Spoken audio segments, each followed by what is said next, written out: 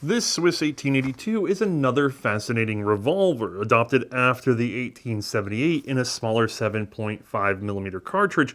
This was a very gentlemanly revolver compared to the previous cavalry design.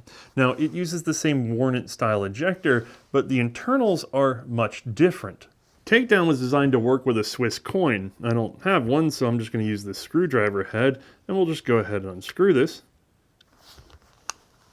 As you can see, the screw is captive and the lock work is almost dead on a Fanyu, except for one critical change, which is this little bar right here that's connected to the gate.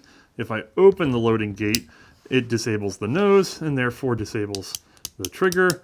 It's an Abity system. We can load and unload rapidly and then close the gate, and it re-engages the double action operation.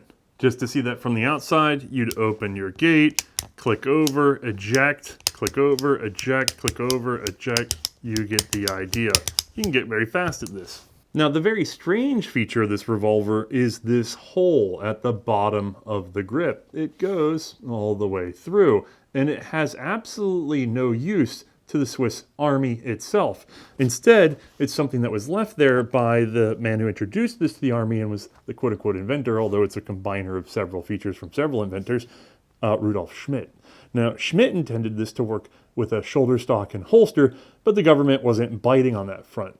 They did, however, agree to manufacture them all with the capability of using it, and then he sold those pieces commercially to officers. Unlike for our lesson, I happen to have one here. It's a bit dry, but you get the idea.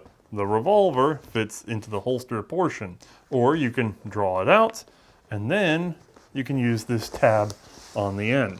Now, normally this would be spring-loaded with a button right there, but unfortunately, mine's gone a bit flat.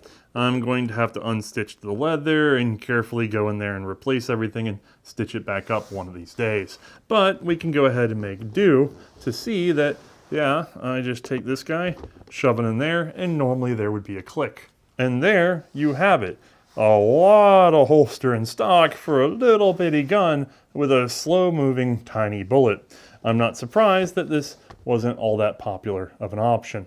But you tell me, would you prefer to have our previous 1878 10.4 odd millimeter black powder revolver with no stock, or would you prefer to have this rig with its little itty bitty 7.5?